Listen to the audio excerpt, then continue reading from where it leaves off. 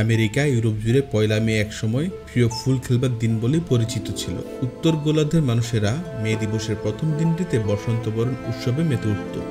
রিক্ত শূন্য শীতের অবসান ঘুচিয়ে তা ছিল উষ্ণতার উৎসব। বিশেষত শ্রমজীবী মানুষদের কাছে বসন্তের আগমন ছিল বিশেষ কিছু।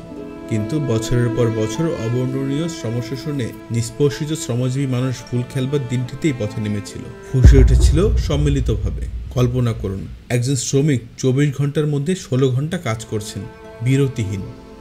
পারিশ্রমিকও খুবই নগণ্য।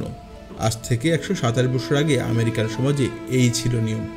এই নির্মম জুলুম আর অত্যাচারের বিরুদ্ধে সংঘবদ্ধভাবে রুখে দাঁড়াতে আমেরিকার শ্রমিকেরা ১৮৮১ সালের নভেম্বর মাসে আমেরিকান ফেডারেশন অফ লেবার প্রতিষ্ঠা করেন।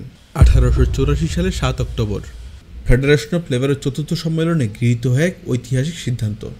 সবার সিদ্ধান্ত অনুযায়ী সর্বাত্মক ধর্মঘটের ডাক দেওয়া হয় ১৮৮৬ সালের ১ মে। শিকাগো শহরে দৈনিক ৮ ঘন্টা কাজ, ৮ ঘন্টা বিশ্রাম আর ৮ ঘন্টা বিনোদনের দাবিতে সর্বাত্মক ধর্মঘট ডাকে কারখানার শ্রমিকেরা। সমূহ ধ্বংসের মুখে দাঁড়িয়ে বছরের পর বছর ধরে চলতে থাকা এই অন্যায় ও অসাম্যের বিরুদ্ধে শ্রমজীবী মানুষরা যুদ্ধবদ্ধ হয়ে পথে নামেন। সেদিন তারা চাইছিলেন সরকার সব কারখানায় শ্রমিকদের কাজের সময়সীমা বেঁধে দিক ৮ ঘন্টা। এর অতিরিক্ত সময় বা শ্রম দিলে শ্রমিকদের আলাদা পারিশ্রমিক দিতে হবে। ওই দিন ধর্মঘটে প্রায় ৫ লাখ শ্রমিক পথে নামেন। ধর্মঘট প্রতিহত করতে নিরস্ত্র শ্রমিকদের উপর গুলি চালায় পুলিশ। পুলিশের গুলিতে শ্রমিকদের কয়েকজন মারা যান, অসংখ্য শ্রমিক হতাহত হন। এই ঘটনার সূত্র ধরে ৩ মে ম্যাককর্মিক হারভাস্টার কারখানায় শ্রমিকরা রাজপথে বিক্ষোভে ফেটে পড়েন। পুলিশ সেখানেও গুলি চালায়, তাতে প্রাণ হারায় ৬ নিরীহ শ্রমিক। এর পরদিন ৪ মে পুলিশি হত্যার প্রতিবাদে শিকাগোর হে মার্কেট স্কোয়ারে আয়োজিত হয় এক বিশাল প্রতিবাদ সভা। পুলিশ এ সভায়ও গুলি চালায়। শ্রমিকের রক্তে রঞ্জিত হয় হে মার্কেট স্কোয়ার। সভা থেকে গ্রেপ্তার করা হয় ৪ শ্রমিক নেতাকে। বিচারে তাদের ফাঁসির আদেশ জারি হয়। শিকাগো শহরের রক্তাক্ত ইতিহাস সারা বিশ্বে শ্রমজীবী মানুষের মধ্যে আলোড়ন তোলে। আমেরিকার শ্রমিকেরা বৃহত্তর আন্দোলনের পথে পা বাড়ান। বিশ্বের বিভিন্ন প্রান্তে শ্রমিকদের ন্যায্য অধিকার আদায়ে শ্রমিকদের সংগঠন গড়ে ওঠে। অধিকার আদায়ে শ্রমিকেরা কারখানা ছেড়ে নামেন পথে। শ্রমজীবী মানুষেরা রক্তে রঞ্জিত পথেই অধিকার আদায় করে ছাড়েন।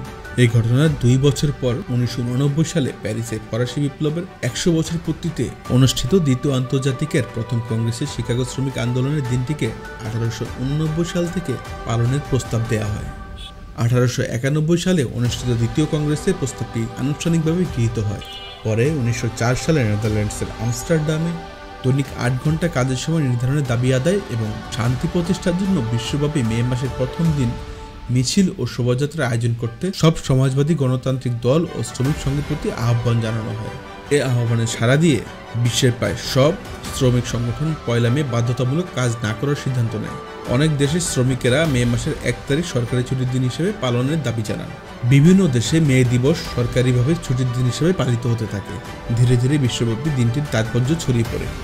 রক্তাক্ত পথ বেয়ে বিশ্বব্যাপী প্রতিষ্ঠা পায় শ্রমিকের দৈনিক ৮ ঘন্টা কাজ করার দাবি। পরবর্তী সময়ে মে মাসের সঙ্গে সামঞ্জস্যপূর্ণ বলে শ্রমিক দিবস মে দিবস নামে বর্তমানে বিশ্বব্যাপী পালিত হচ্ছে।